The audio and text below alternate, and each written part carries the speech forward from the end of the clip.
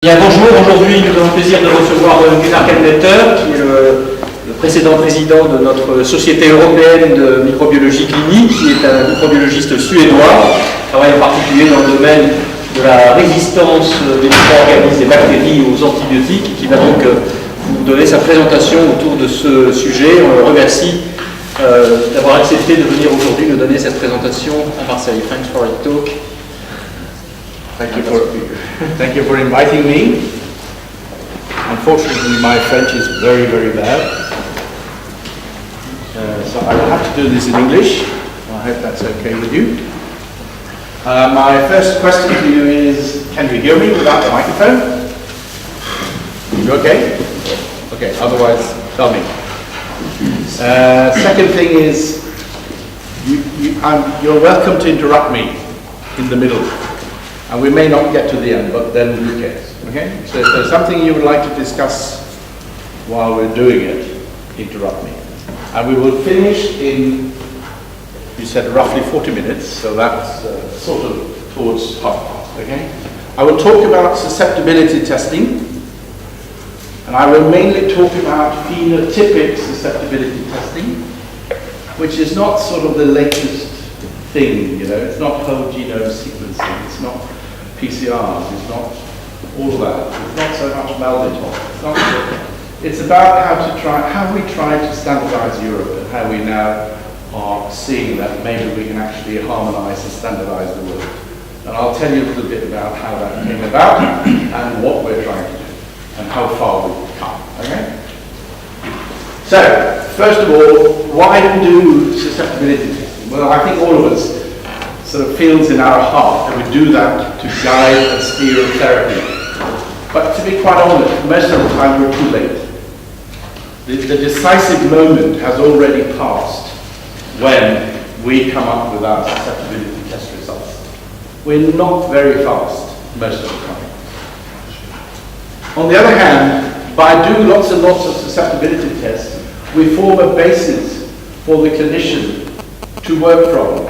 And the clinician would say things like Didier said to me during lunch, all our Staph aureus are susceptible to trimethoprim sulfur methoxazole, so we use that for Staph aureus infections.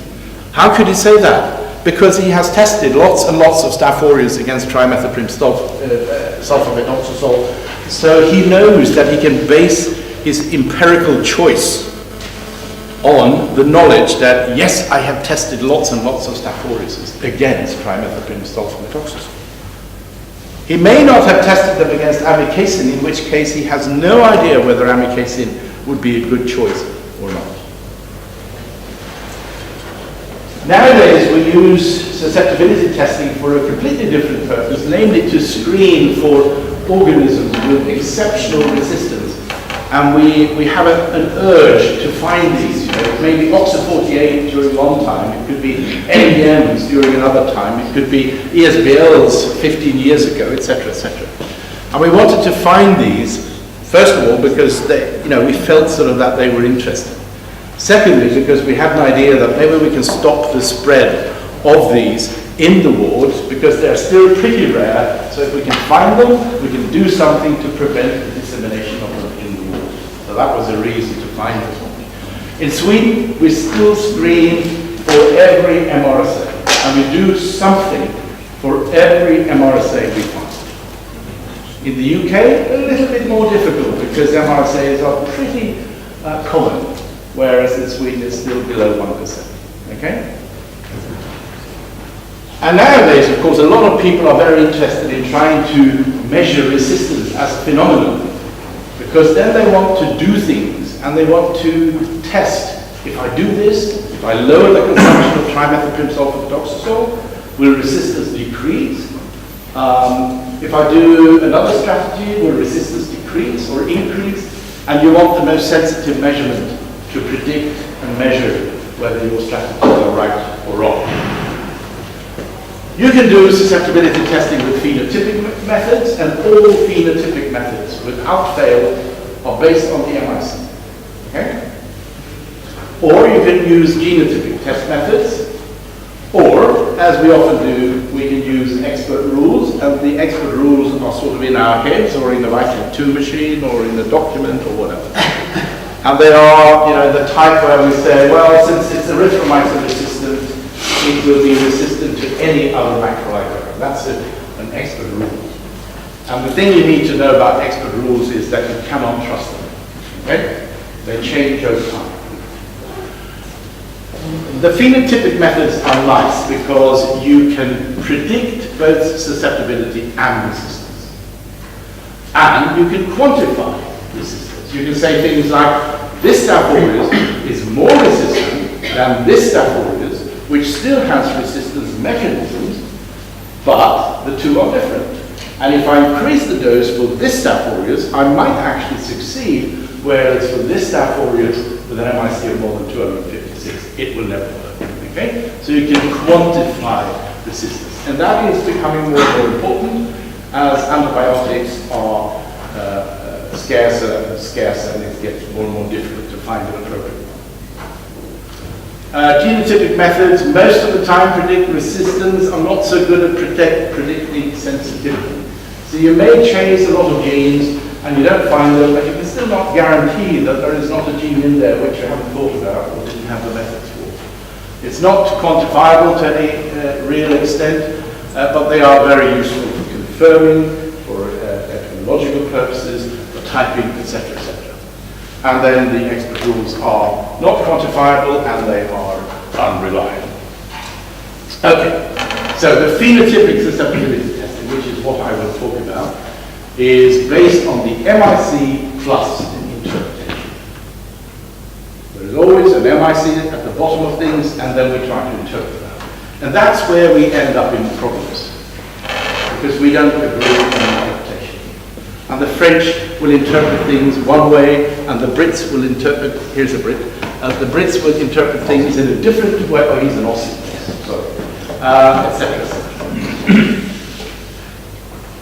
The MIC, to work in this context, needs standardization. And the interpretation needs agreement. So by standardizing the MIC to a very high degree, and to agree or harmonize the interpretation, we could reach a situation where we all speak the same language. So it's all in the MIC. And I can promise you that any one of us can manipulate our test conditions in such a way that an MIC will gladly and happily go from 0.5 to 256, or from 0.064 to 2, depending on the pH, the iron content, the agar we use, the incubation time, what drug we're talking about, etc., etc. So we need to remember that the MIC is a relative measure. It's influenced by things like inoculum, pH, cations, the incubation time, temperature, and much, much more. It's not something that God handed to the bacterium and said, look, my friend, this is your MIC. It's 0.25. Don't forget, because you will not get another one. The MIC is relative, and the only way we can use it is by standardizing the conditions surrounding the measurement of it. Once we have standardized it heavily, we start believing that it's absolute, and that's sort of the trap we all fall in. Because we can, all of us, reproduce the same MIC in Australia, in Sweden, in France, in South America, we suddenly start believing, MIC is an absolute. But I can promise you, if you send around a pasta recipe, and you send around the flour, the water, a good recipe for how to make the pasta, and then you allow people to practice for 25 years, I bet you that pasta will taste roughly the same everywhere. But it's still not the absolute pasta. We can do it, as in the old days, with big vials, or we can do it in wells. And for some reason or other, we do it in 96 wells. I've never understood why do we do it in 96 wells. That's so ridiculous. I need 1,096 wells. It's a remnant. It's something we inherited from another discipline, serology. So we're using 96 wells, which is really impractical when it comes to susceptibility. You want many more wells, you want many more antibiotics, and this is ridiculous. And then you can do disk testing, and remember, all of them are related to MIC. So the MIC is always at the bottom. And then we have calibrated all the other methods to the MIC because we find that the other methods are more practical, more easy to perform, and whatever.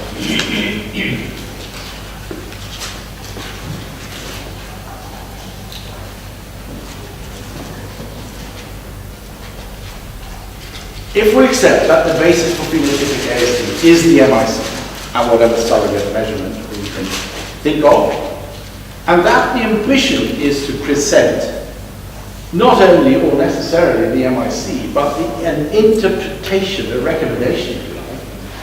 Because if you report to most surgeons that the MIC or clindamycin is true, he will look at you desperately and say, what does that mean? Can you please cut the crap and tell me, can I use it or can I not use it? So he wants an S or an R, and he's really unhappy if he gets an R. Okay? To do that, you need breakpoints, and that's where we end up in this. You need breakpoints for categorization into susceptible and resistant, and whatever is in between is intermediate. And you can use breakpoints to separate the wild type from the non-wild type, and I'll show you how in a minute. And the clinical breakpoints, and you can get epidemiological cutoff. Just to say that this was a SIR, to the best of my knowledge, was created by Chaber. And I'm ashamed to have to confess that I'm not quite sure. Oh yeah, was it Chaber? It was Chaber, and I would gladly accept that. And it was very clever, and this is very rare that you be so clever at this time, that Chaber was so clever, that for one time you don't get one threshold. And that means that you don't really rely on this thing. You say, well, there is two thresholds. Yeah. And this is incredibly clever. And this is one of the rare cases where something has been defined to start with two thresholds. Very clever. Very clever. In Sweden, in the old days, we had 1, 2, 3, 4. 1 meaning susceptible, 4 meaning resistant, 2 was sort of probably susceptible, 3 was, ooh, beware, and 4 was, now the whole world is on SIR, okay? So this is a typical distribution. This happens to be benzyl penicillin and strep pneumonia, so this is a very classical, typical distribution. You can see down here that 32 different investigators have done 37,642 MICs. All of them are pulled together, and this is what you get. This very typical distribution. This is what we define and call the wild type. And if you look in literature back to the 1940s, you will find that this part of the population has always been the same. Not in proportion, but where it is. So the MIC of the mode has always been 0.016. That's always been the median from the very start when penicillin was discovered. And then you can have more or less organisms outside the wild type distribution. And those that are outside have acquired some sort of resistance mechanism. So if you investigate these, you will find that they have PDP changes, they have a variety of resistance mechanisms, and some of them are more resistant than others. But these are what we call the non-wild type, and these are wild type. And the clinical breakpoint for this particular bug and drug is S less than or equal to 0.064 or more than 2. That is the current European breakpoint. Okay? Now, you could put breakpoints here, because the only reason that we put them here is because a number of people have decided together that this is where they should be. But we could have decided to put them there, which would have put the whole wild type into the intermediate category. And then these would still be resistant, and you would have no S.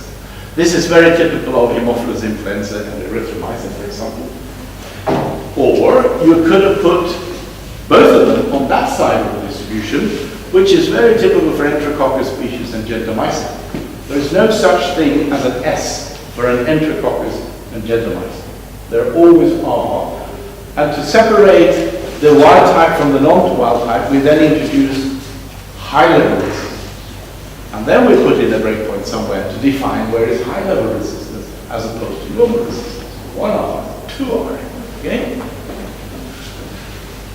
Or we could put them smack in the middle of the distribution, which was very common up until, let's say, the mid-2000s. Until we have everyone understand that when you do this, you prevent reproducibility in the system, because the acuity of any of these tests is usually plus minus 1 dilution step. So what will become an I on one day will become an R on the next day, and could become an S on the third day. So putting the breakpoints here is unintelligent because you invite poor reproducibility. The ECOF is always at the end of the wild type distribution. And we can discuss for hours how you find the end of the wild type distribution. And it's only a question of sensitivity and specificity. Do you want a system with a high degree of sensitivity, or do you want a system with a high degree of specificity? And depending on what you want, you can move this 1 dilution up or 1 dilution down. This, where I put it now, is sort of the reasonable place to put it, because most of these, the absolute majority of these strains will lack resistance mechanisms. And the absolute majority of these strains will have resistance mechanisms if we investigate them with molecular methods or some other methods than the phenotypic test. But because of the reproducibility of the test, some of those that are here or should be here will falsely end up here, and some of those that should be here will falsely end up on that side. So however we do it, we're always going to be a little bit stuck.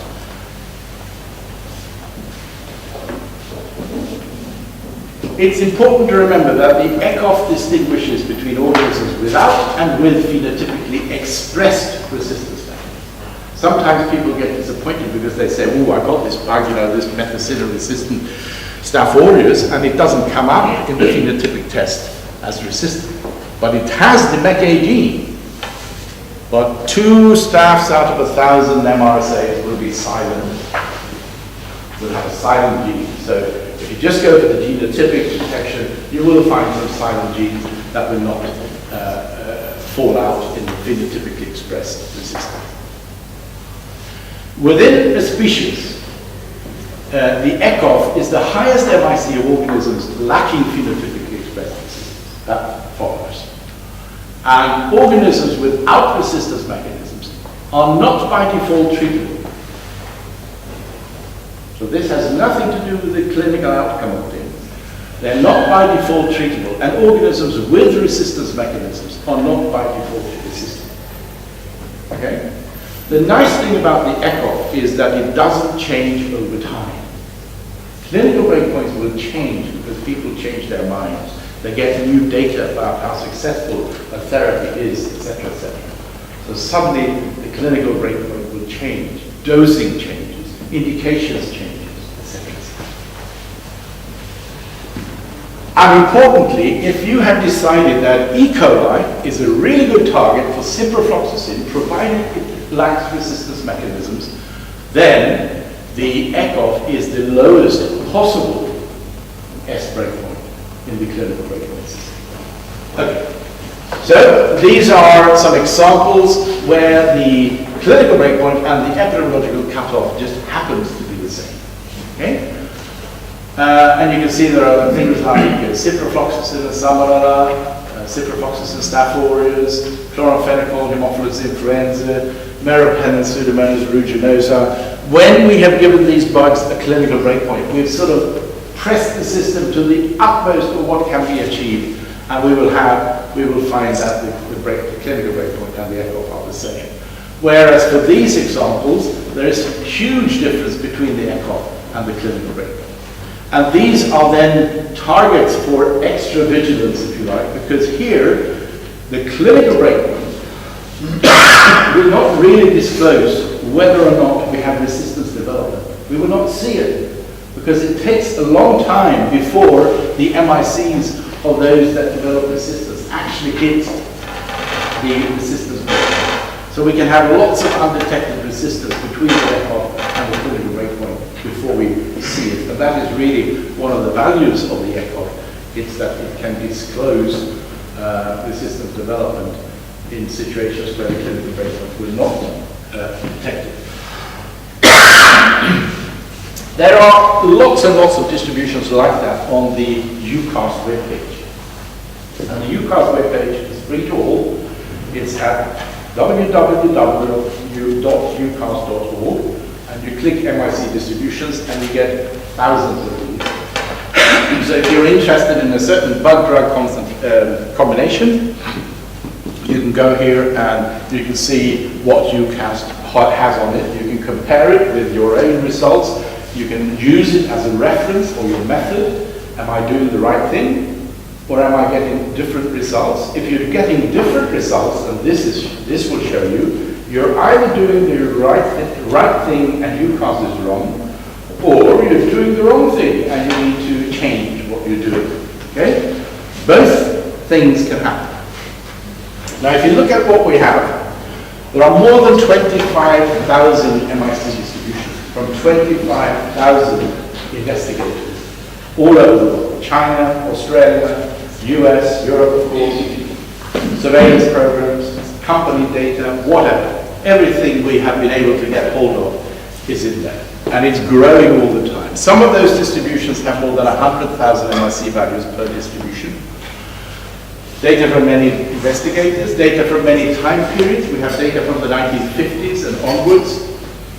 Data from many geographical areas.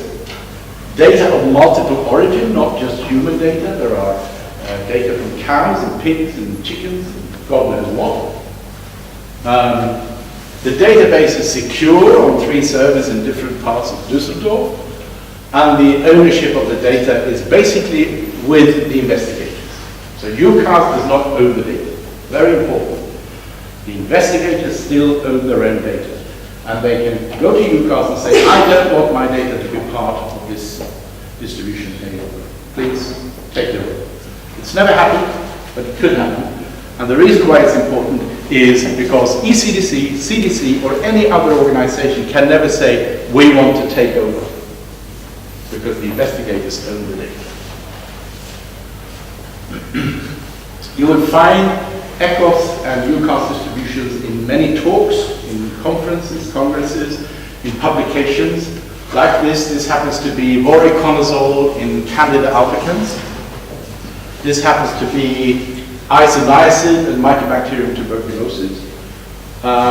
Here is a nice example of how you can investigate whether the ECOG is actually the right ECOG. This is a distribution of a drug called mesillinum. It's an old drug from the 1970s. Not used in France, really, used in the Scandinavian countries. And you can see that in 931 isolates, E. coli, from women with UTI in Greece, Portugal, Austria, the UK, and Sweden. This is the distribution. So this is the cell diameter distribution of what I perceive is the wild type. But I have no proof of that yet. And then I have this population, which I perceive as being a non-wild type population. Now, I did the following trick. I took away, from those 931 isolates, I took away all isolates that had resistance to any other drug than mesillinum. So all those with ampicillin resistance, all those with cefotaxime resistance, all those with ciprofloxacin resistance, any other resistance disqualified the isolate from being part of the distribution. And this is what happens.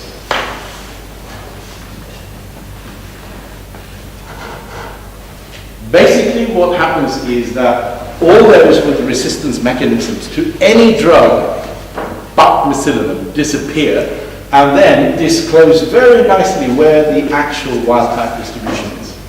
Now how do I get the MIC ECOG? That's easy.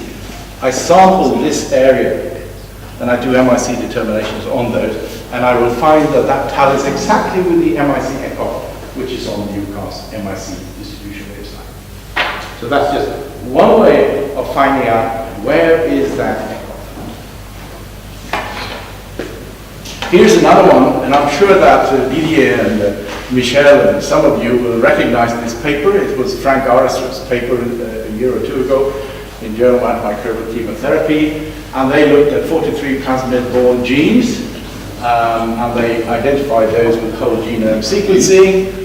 They found that 482 out of 3,000 something isolates exhibited one or more resistance genes, and they correlated that to the MIC values measured and interpreted in accordance with the ECOFs on the EUCAST webpage. And their conclusion was that whole genome sequencing can disclose resistance genes with a high degree of accuracy.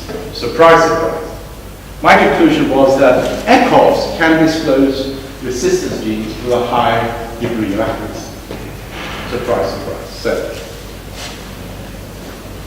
only the ones that are already known. Sorry? Only the ones that are already known. Only the ones that are already known. But the ECOF can actually disclose the ones that are not known. Except they can't tell what it is. But they can tell you to go looking for what it could be. So who determines breakpoints? Medicines agencies. EMA is the European Medicines Agency. FDA is the Federal Drug Agency in America. Breakpoint committees. Pharmaceutical companies believe that they determine breakpoints. AST companies believe that they should determine breakpoints. And then we have lots of colleagues who know better than all the others together. So, when breakpoints are determined by medicines agencies, whether they are international or national, the evaluation is always based on the claims of the company. So the agency will say, okay, give us a file, come up with a claim, tell us what you think is the right, and then we will evaluate that. So they always work from the claim of the company, and they always work in accordance with the question, do we allow this or do we not allow this? Have they proven their claim or have they not? Which is different to how a breakpoint committee works, because the breakpoint committee says, give us all the data, we're not really interested in what you think should be the breakpoints, because we're fine with setting the breakpoints ourselves. And we're not in the business of allowing or not allowing your claims. We're in the business of evaluating the data and see whether the data allows us to claim a certain breakpoint. The other problem with the agencies is that the evaluation is performed by different expert rapporteurs for different agents. So you can have 5 third-generation cephalosporins come along, and there are 5 different people evaluating the claims. And how can you then have any sort of level playing field or corporate memory, or whatever you want to call it?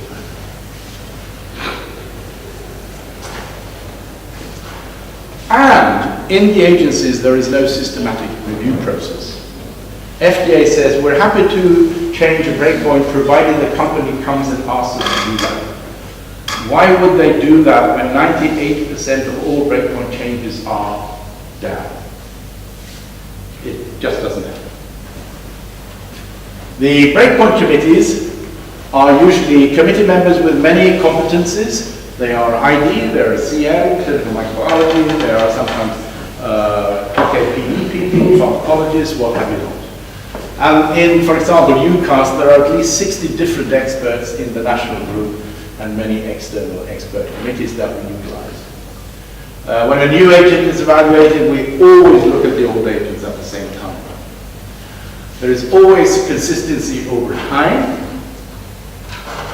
And we decide to review, and when we find relevant, to revise the breakpoints independently of what the agencies think and independently of what the companies think. And in fact, everyone has agreed that breakpoints needs to be reviewed at intervals and sometimes revised, and everyone accepts that EUCAST does this without asking permission.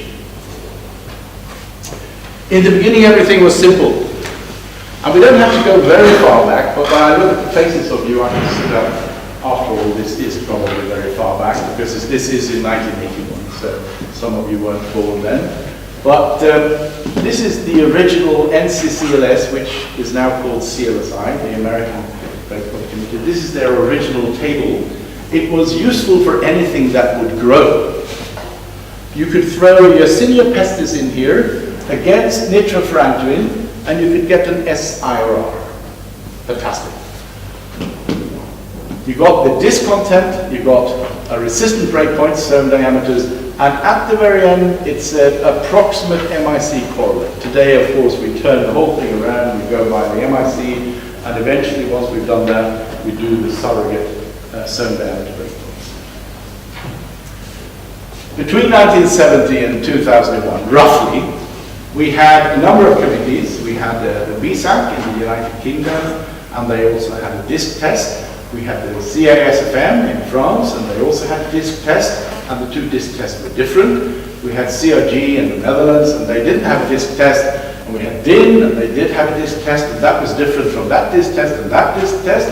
The Norwegians never managed to get a disc test going, that was good. The Swedes had a disc test which was similar to the BSAC disc test, but slightly different anyway.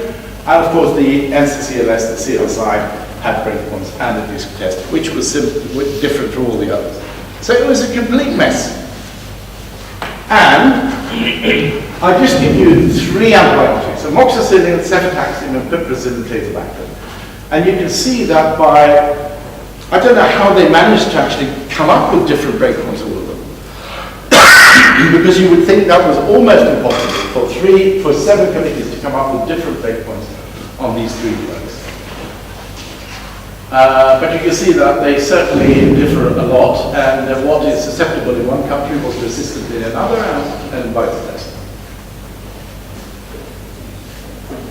I don't think we had differences because we didn't agree. To some extent, the Americans were different because they were very much influenced by the industry. And industry wanted hybrid. But otherwise, I don't think the European committees had differences because we didn't disagree. We were just completely out of sync. We never talked to each other. There was no such thing as a consultation across committees. And we didn't communicate with each other. All of us did our own thing. And we knew sort of vaguely that there was a French committee and there was probably an English committee and a German committee, but we had never met them and we had never talked to them. And anyway, we all knew best. So why talk to the others since I was best anyway? And then one day, someone said, could we not fix this somehow? Could we not start talking to each other? Could we not find a forum through which we could fix this? And I was given the task in 2001 to travel between the committees and see if there was any sort of enthusiasm for talking to each other. And I can tell you that there wasn't. A lot of work, a lot of traveling, expensive, national authorities to cope with. And anyway, we've been doing this for 25 years. What's so bad about it that we now have to do something? Anyway, by some luck or fluke or whatever, I managed to finally convince them that let's do this together, all of us, and let's start from the beginning. Let's not compromise. Let's do the scientifically correct thing. Use modern tools and start from the beginning. And never mind defending what we had. And it took roughly 2 years for people to stop looking in their old tables. Because in the beginning they would all be looking at their old tables and say, well, we've had 2, less than or equal to 2 for many years, so we would like to defend that. And anyway, the Germans got what they wanted last time, so this time it's our turn to get what we want. And of course I didn't want that. But eventually they all started working together and forget about the old days. And we were lucky because we managed to involve EMA, the European Medicines Agency.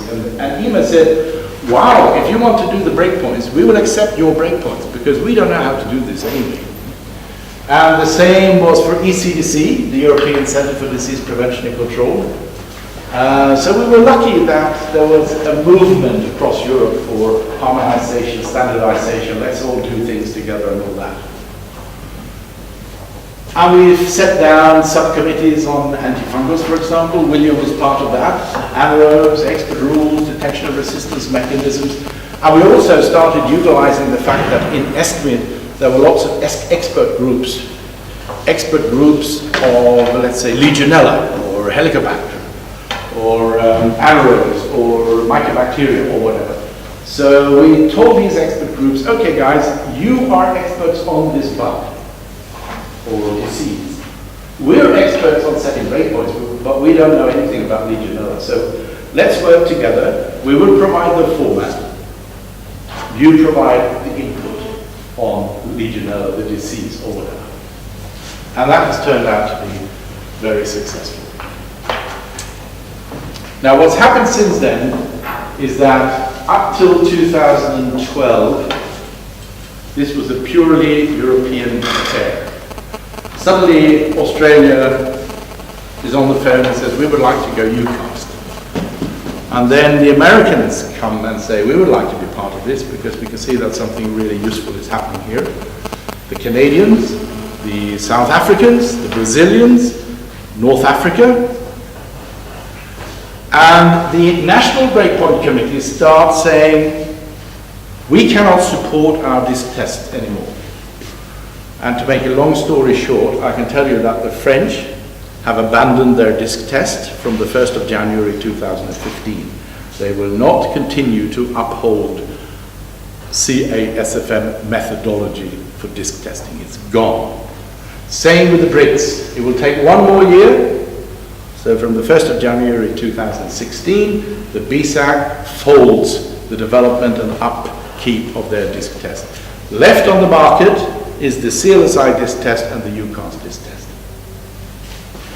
And we have managed to rewrite our bylaws and what have you not to allow Americans, Australians, Canadians and others to be part of the decision process.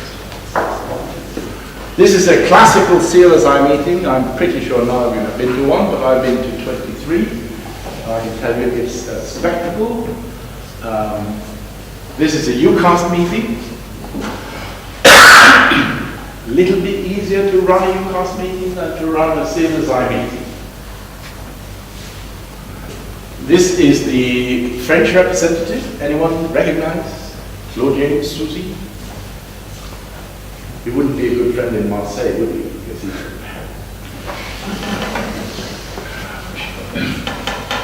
and these were the remits EUCAST were given to develop breakpoints, methods, blah, blah, blah, etc., etc. So never mind that. And these were the subcommittees, and we already looked at those. And these were all the modern tools that we identified. These are the tools we need to be able to set breakpoints. And you can say they end up in three categories. To set clinical breakpoints, to set PK/PD breakpoints based on, let's say, modern PK/PD tools, and then microbiological or epidemiological breakpoints based on MIC distributions. And when these three come together and all point in the same direction, then it's easy. When they differ and point in different directions, because they do once in a while, then it becomes a little tougher. Never mind the decision process.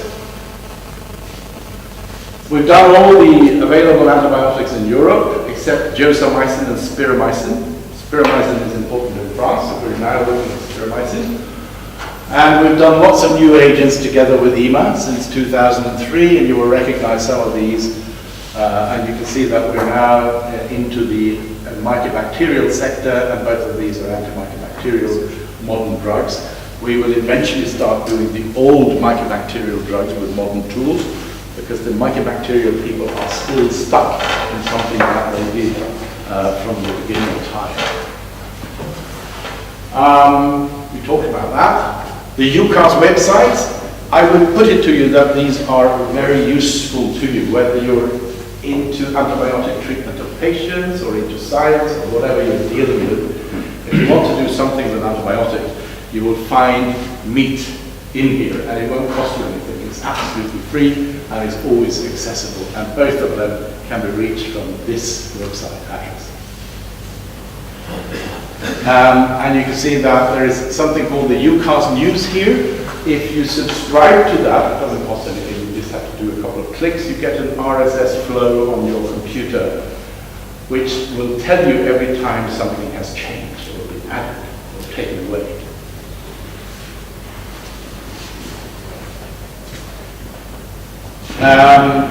We are encouraging countries to form NACs, those countries that don't have national AST committees, to form committees to help with education, forming strategies, that sort of thing.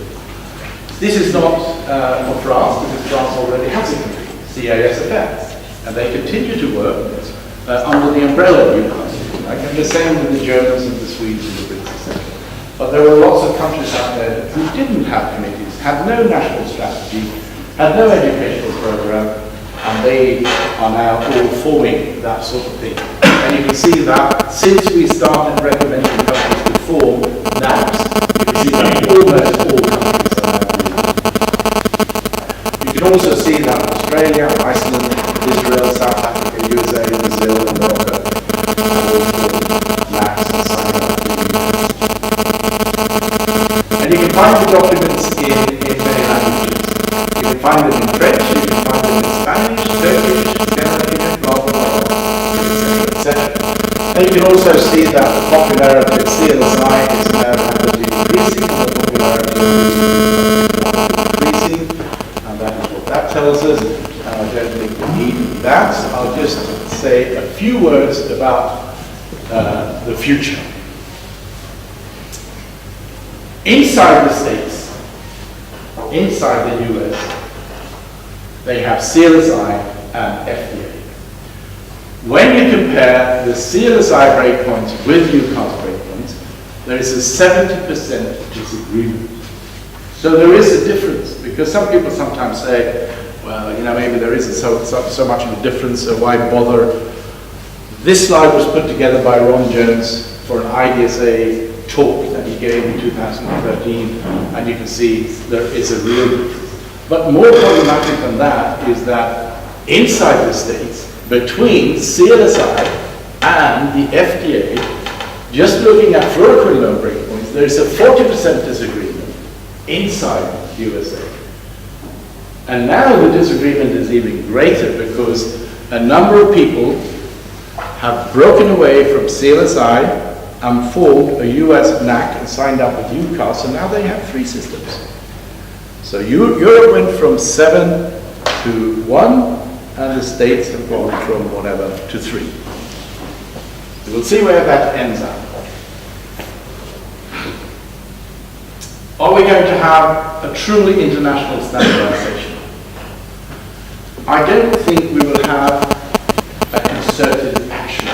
I don't think someone will stand up and say, let's form a global committee. Because who would do that? WHO? No, they will never do that. They don't have the funds, they don't have the courage, they don't have anything to do that. UN? No, it's not really their business. ISO is only technical stuff. They don't give a shit about interpretation, that sort of thing. EUCAST or CLSI? Well, who would take the lead and who would, decide over the other? So I don't think that would happen. And who would finance, and what's the business model? And EUCAST will never agree to selling anything, because the ECDC at the back of us, we have to provide everything for free. So I don't think that will happen. I think by evolution, survival of the fittest, it's either EUCAST or CLSI who will survive, simply because one or the other is fitter than the other. And that will be judged on science and credibility, decision model, influence and transference, availability to the international community, cost if you like. And I, of course, believe that in the long run, the fact that EUCAST is freely available to everyone, anyone, poor or rich, can sign up. You don't have to leave your email address. You can use it as much as you like. Has a great attraction in many places of the world.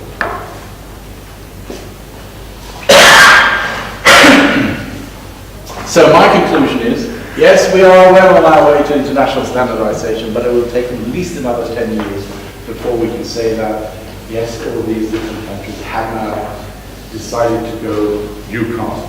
I hope, I think, But it's a slow process to change, and there are lots of laboratories in Europe who haven't changed yet.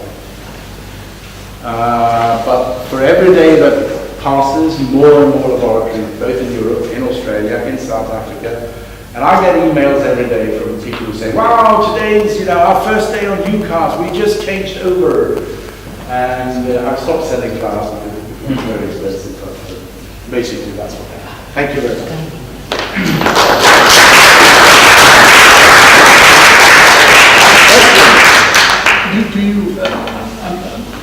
It's not a trap. Sorry? It's not a trap. Okay.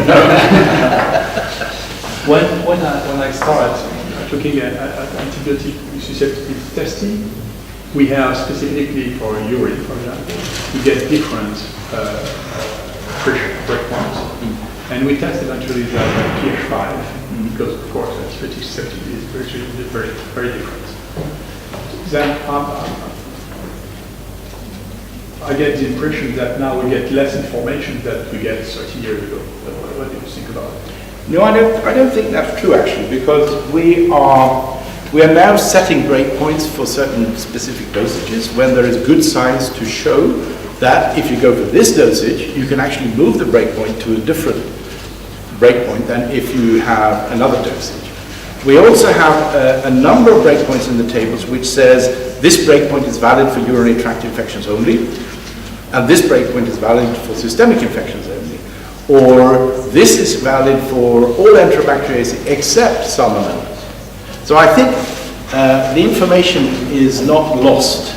What we do is we have stopped we think this is a good breakpoint. We actually insist on there being some data to prove that it's not only reasonable, but it actually also works. You also have to be a little bit careful, because we have discovered that there are a lot of people out there who are really interested in breakpoints and susceptibility testing and all that, but there are also a lot of people out there who are really not very interested and who don't like confusion. So, for example, for strep pneumonia and penicillin, if you use 1 gram times 3 as your standard therapy for treating a strep pneumonia, the breakpoint is probably 0.5 at the very maximum. If you use 2 grams times 6, the breakpoint is probably 2 or even 4. But you have to be sure that when you put that S in the report, that the receiver of the report knows that in my area, an S means 2 grams times 6, whereas in Sweden it means 1 gram times 3 or 4. So you have to be a little bit careful about having too many options, because people get confused. But you're not thinking, for example, which I think it will be clever, but maybe too complicated, to give the antibiotic susceptibility according to the urine pH, for example. Making breakpoint very easy, to say, well, if it's the CMI is different, if you get, this pH, pH 5, pH 6, pH 7, you don't get. Yeah, I see exactly where you're going, Didier. I'm afraid I will confuse a lot of my colleagues out there. Yes, but if we I agree with you. I agree with you. As we discussed, I see that no physician can use more than 10 compounds. Yeah. But it may change with all these devices that we get on our phone. Yeah. So it may change. The complexity of information will disappear if you say, well, it's a urinary infection, pH is 5. What can I use? What is the MIC? So we have a changing world where the simplification has been essential, and the more precise thing may be possible at no cost in the coming years. I'm not sure I'm right, but it's a possibility. If we look at that slide, there's a huge area between the ECOF, where the wild type ends, and the clinical breakthrough. A lot of things are happening in this area which could be useful to know about. So I think one of the things we could do, which would still not require any major revolution in our technology, in our way of dealing with breakpoints, in the way we do the tests, would be to tell people, this is an E. coli which is susceptible to meropenem and wild type. This is an E. coli which is susceptible to meropenem, but it's non-wild type. Meaning that something is going on there, that you may need to know about and heed in the intensive care unit or in the patient who is really have a really difficult infection, a really unfortunate pH, a really unfortunate abscess or whatever. So I think without doing very many changes to the system, we could actually report out SINR always accompanied by wild type, non-wild type, and that there would be a lot of information for the clinician there. The other thing we could do, but we're far away from that, is to report not only the SINR, but to actually give the MIC. A lot of our colleagues will not know what to do with it. They will look at the SINR and they will act on the SINR. But on that day when that discussion actually needs to be had about what do we do with this unfortunate patient, then you have the MIC available. But our machines will not allow that because our machines are truncated. The 96 well plate is totally unsuitable because we don't get enough dilutions in there.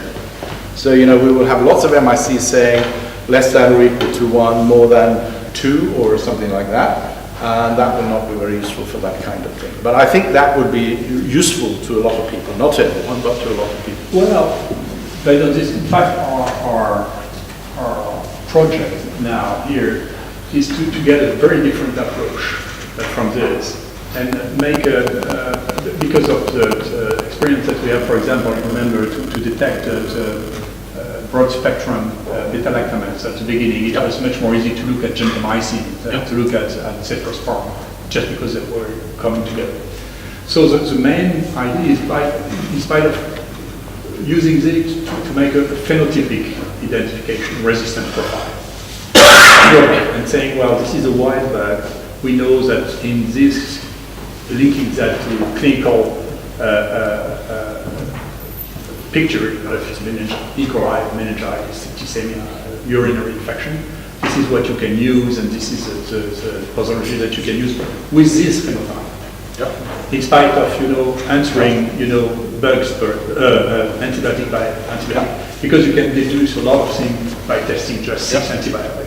So I think the thing will come in a way of in this wild type you can do this, in this kind of type, be careful because you get this. This is exactly what you find, in the resistance. In fact, when you get multi-resistance, be careful, maybe there is another resistance that we did not detect in our system. It's a kind of more sophisticated expert rule, you could say, based on the knowledge, that if you have this phenotypic profile, this is what would happen in 98.2% of the cases. Yeah. I agree with that. But it's not sophisticated to put the program on. But it's not sophisticated for the physician. It's very easy, much more easy. Yeah. Because he gets a very hands-on, bona fide recommendation. This is what you should do. Yeah. I sometimes think we overestimate what the clinician can handle. So I think we still need to supply simple systems for recommendations in most of the cases. And then we need to be prepared to discuss with the clinician for the really difficult cases. And then we need all that information that we cannot just vomit to the clinician and hope that he will use it in a proper way. And what about the thing we discussed 1 year ago, to try to reorganize antibiotic susceptibility testing results more rapidly according to one antibiotic and one species? Is there any rules in EUCAST in order to be able to have results more rapidly? Explain again exactly how you mean. To have antibiotic susceptibility testing in 8 or 10 hours. 6 hours. Oh yeah, the short one, the rapid one. Yes, we're progressing, and I'm pretty sure that within 6 months we will have a tentative recommendation on the EUCAST website which says if you're in a hurry and you're still on phenotypic susceptibility testing, and you have the EUCAST paraphernalia, meaning the mural-hinting plate and the disc and whatever, and you can read, and you have a Staph aureus, and we're talking about this antibiotic, yes, it's okay to read it after, say, 8 hours, but this antibiotic you can only read after 10 hours. Because what we're doing is we're recalibrating the EUCAST correlates, if you like, to 6, 8, and 10 hour incubation. And some bugs need a longer time. Some bugs need 6 hours. Some drugs need a bit longer time to express their resistance. So it's a hard job to actually make sure that not only this, but it's very funny because we get a system where we can detect that very, very, very early. And the problem is that you get a competition now between the growth and the diffusion of the antibiotic. Yep. So when you look at early time, in fact, the antibiotic are not diffused enough. Okay. Yeah. That's very interesting. So, and then you can see that the bug are retiring. So they start closer, and then when the thing is diffusing, it's absolutely, exactly. So and this is the limit to all the diffusion systems that we have been tested at 18 hours. So if you look now at 3 hours, in fact, they don't have time enough to diffuse. So. Which is why I think that if you had a system that will inoculate the plates, incubate the plates, present them for reading with a good camera, every 6 hours, 8 hours, 10 hours, 12 hours, 14 hours, 16 hours, and 20 hours, or 18 hours. You have a database related to the 6 hour incubation, 8 hour incubation, blah, blah, blah. You have rules to say the meropenem disc you are not allowed to read and interpret. Well, you can read it, but you're not allowed to interpret it until after 12 hours. Then you can gradually build up a system where you say, well, this E. coli, for these 6 antibiotics, you're allowed to read those 2 antibiotics at 6 hours, these 3 at 10 hours, and the last one needs 16 hours to express all the resistance there is in it. But to do that in a manual system is really tough. So I would just get the papers and press on this, but instead of camera, we use, which is much better, we use scanner. Yeah. That works nicely. So I think for the future, if we're still talking disc test, let's say in 5 years, I think that would be the way forward. And I mean, it will save staff, it will save a lot of manual handling, and it will give a more precise reading. Yeah, but it's a tough one from an automation what would be the more tough is to change the bad habits of the experts. But, Because the other thing we find, I don't know if you have the same problem, but 90% of my clinicians are not really very interested after 5 o'clock to have a susceptibility test results. They all think it can wait until tomorrow. It's really only the ones who are dealing with the transplant patients in intensive care units, etc. So you have to be a little bit careful about what service you set up. Make sure that you have someone to respond on the other side. Well, in our experience here, it's have to change very much when we start to give the result of the blood culture, for example, at 8 hours. Yeah. So if you give that, 8 hours, then they start to say, well, blood culture is very important. Yeah. Before they were saying, well, we don't need that because you get that at 72 hours. Yeah. So what is the mean time for your blood cultures from the time when they're taken until they're in the machine? Is it 1 hour or 4 hours or 8 hours? Well, we serve in 4 hospitals, so of course it's very different in the major hospital here, which is 2/3 of the beds. That's from the one which are much far from this that could take 2 hours. But here it's rapid. But from the North hospital it's quite rapid.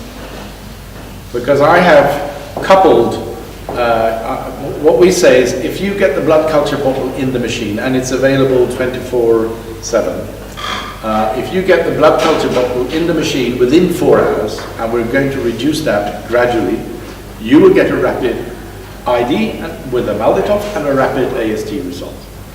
If you can't be bothered getting the bottle into the machine, you're probably not interested anyway, so why should we be lean over backwards to give you a rapid result? And that changes habits. Why did I not get a rapid result? My patient is not doing well. Well, you should have transported the bottle. You left it standing around for 16 hours or 8 hours or whatever, and we just assumed you weren't that interested.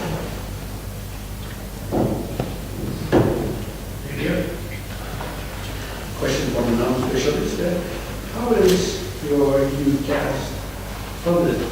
How sustainable is it? Good question. We are funded by ECDC when it comes to the committee work, and we're funded by ESCMID when it comes to the technical work. ESCMID has made a long-term commitment to EUCAST and said this is one of the most important things we do, apart maybe from ECMID, the conference. So they've said, for as long as there is a breath in ESCMID, we will continue to fund EUCAST. And ECDC says EUCAST is one of our most successful endeavors, because it started out as an EU ESCMID endeavor, then became an ECDC ESCMID endeavor. And we've just passed a hurdle because suddenly ECDC discovered that ESCMID was no longer inside the EU. We moved from Germany to Switzerland. And when we did, we were no longer eligible for funding from ECDC, and no one thought about that. But we have managed to find a way around that, so now we're okay. Now, it's an important question when you think about, To wait till thinking about coming to the world, really, or competing with the US. And it's an important, Yeah, it's a very important matter. strategic Yeah. importance in such operations. You know, if you rule this, you rule the world, you define the standards. Yeah. But I also think that once you have established your importance to a lot of people, someone along the way will say, look guys, we need to somehow find a new model in that case for funding. So I'm not very worried actually. ECDC has a long-term commitment in its role as the European Centre for Disease Control. Now I fully realise, actually they had a budget cut this year. Everything was cut except EUCAST. Everything had to take a 20% cut except the EUCAST funding. So as we read it, we are important. EUCAST is important to ECDC, and I think they are realising that they're getting much more than they pay for. And you need to get, public money for it, because if not, then you're bragging this.